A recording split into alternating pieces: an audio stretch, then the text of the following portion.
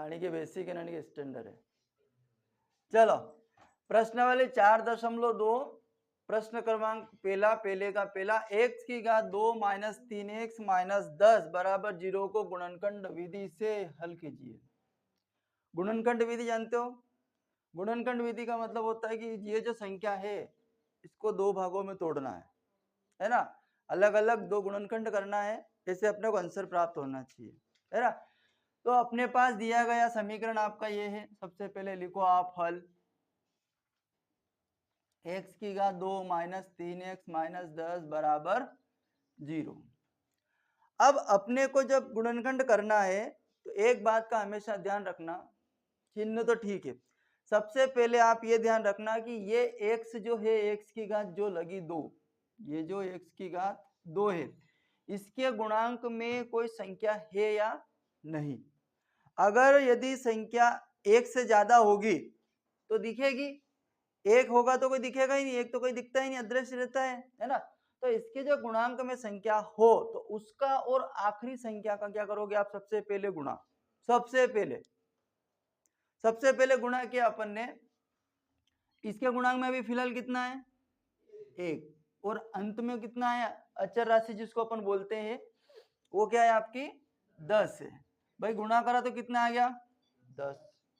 अब अपने दिमाग में ये चीज होना चाहिए कि गुणा कर ऐसी दो संख्या लेनी है अपने को, यहाँ पे इस 3 को दो भागों में तोड़ना है, तो ऐसी संख्या लेनी है अपने को कि उन दोनों अंकों का जब आपस में अपन गुणा करें तो ये 10 आए सबसे पहले, फिर इन दोनों में से एक बड़ी ने एक छोटी होगी, अगर घटाने का हो तो बड़ी में से छोटी घटाए तो ये बच जाए, और यदि गुणा जोड़ने का हो तो ये संख्या आ जाए। समझ में आई बात यहाँ तक? अब अपने को चिन्ह के ऊपर देखना है, भाई पहला भी माइनस है बाद का भी माइनस है दोनों, तो ये जो संख्या मिलेगी आपको जब आप दो संख्या लोगे ना, उन दोनों में से गुणा करने पर जो दो संख्या आएगी उन दोनों में से बड़ी में से छोटी को घटाएंगे अपन तो ये 3 बचेगा। कितना बचेगा, 3 बचेगा।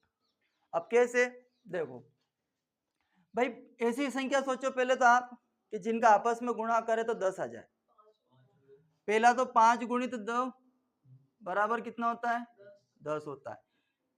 10 गुणित 1 भी 10 होता है। और कोई संख्या ऐसी होती है क्या जिसका आपस में गुणा करने पर 10 आ जाए? 2 गुणित 5 ये और 5 गुणित 2 बात एक ही है ना। तो बड़ी संख्या को अपन ने आगे रख दिया, छोटी को पीछे रखा, तो 2 गुणित 5 10 होता है और 10 गुणित 1 भी 10 होता है। और कोई संख्या ऐसी होती है क्या? नहीं होती है ना। क्या होती है? होती हो तो बता देना। अब अपनों ने सोचा कि भाई ये 2 अंक आ गए तो हमें क्या करना है, क्या 3 इस 5 में से 2 घटाएंगे तो क्या 3 बच रहा है, क्या बच रहा है ना। तो अपना गुणनखंड कौन सा होगा भैया, 5 और 2। कौन सा होगा, 5 और 2। समझ में आई बात? ये सबसे पहले गुणा करेंगे किसका, पहली संख्या का और आखिरी संख्या का, फिर 2 अंक सोचेंगे फिर लाएंगे। तो यहां से आ जाएगा आपका x की घात 2 माइनस, अब कोष्टक लगाना है, प्लस हो चाहे माइनस हो, जोड़ना हो चाहे घटाना हो, तो अपने को क्या करना पड़ेगा, जिन दो अंकों को सोचा उनको कोष्टक के अंदर बंद कर दो। तो यहाँ आपका आ जाएगा 5x माइनस, घटाने पर मिल रहा है ना ये 3, तो यहाँ 2x माइनस 10 बराबर 0। x की घात 2 माइनस, अब ये जो कोष्टक खुलेगा तो ये आगे ब्रैकेट के पहले क्या है, माइनस का चिन्ह है, तो कोष्टक के अंदर जो चिन्ह ये चेंज हो जाएगा आपका, तो 5x प्लस 2x माइनस 10 बराबर कितना आ गया आपका 0। अब यहां से हमें दो दो के समूह बनाना है, कितने के बनाना है, 2 के समूह बनाना है, और इन दो समूहों में से ऐसी संख्या कॉमन लेना है जो दोनों में हो या दोनों में से निकल जाए या दोनों में उसका भाग चला जाए। समझ में आई बात? और भाग जाएगा तो वो कॉमन निकलनी स्वाभाविक है ना। तो भैया यहाँ से अपन देखते हैं कि ये पहला 2 पद है, ये 2 के जोड़े बना दिए अपन ने, समूह बना दिया। अब आप यहाँ से देखिए कि क्या यहाँ 5 है, क्या यहाँ है 5, यहाँ x है लेकिन यहाँ भी x है, परंतु यहाँ x की घात कितनी है, 2 है। तो x कितने यहाँ पे 2 है, यहाँ कितने 1 से 2 है और यहाँ कितना 1 है, तो क्या अपन यहाँ से कॉमन ले सकते हैं क्या? बिल्कुल लेंगे। लेंगे कि नहीं लेंगे? आप इसको दो भागों में तोड़ भी सकते हो, x की घात 2 है, मतलब x कितने है? 2 है, तो ये x की घात 2 x माइनस 5x, तो क्या इस पूरे पद में से क्या कॉमन निकाल सकते अपन? x निकाल सकते हैं कि निकाल सकते हैं? तो ये x आ जाएगा, तो एक x अंदर बच जाएगा और ये 5 इधर आ जाएगा। कोई दिक्कत है क्या? तो ऐसा कैसा काम अपन यहाँ करेंगे, यहाँ से हम x को कॉमन निकालेंगे, तो यहाँ बच जाएगा आपका x और इधर क्या बच गया भैया 5। अब ये 2 प्लस का है, 2 प्लस का है, तो 2 तो निकल सकता है क्योंकि 2 का भाग 10 में जाता है ना, तो यहाँ से अपन लेंगे +2 कॉमन, कितने लेंगे? तो यहाँ कितना बच गया आपका, और 10 में से 2 बाहर निकलेगा, तो किसी भी संख्या में से 2 बाहर लो या 2 का भाग दो, तो संख्या कैसी होती है? हमेशा आधी हो जाती है ना। तो 2 कॉमन ले लिया, तो यहाँ कितना बच गया भैया, 10 में से 5 बचेगा कि नहीं बचेगा? बराबर 0।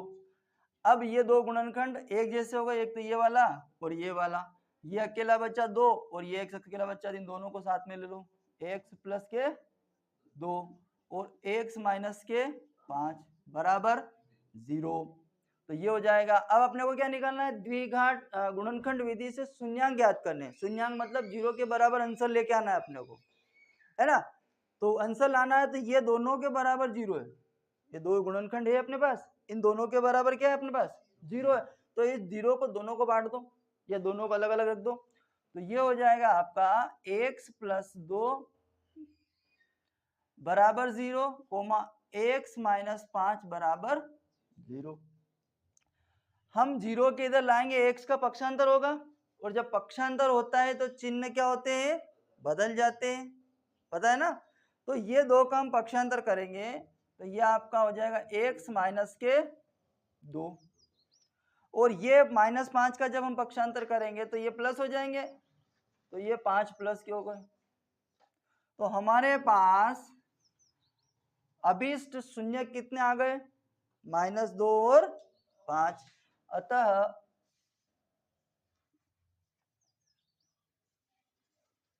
अभिष्ट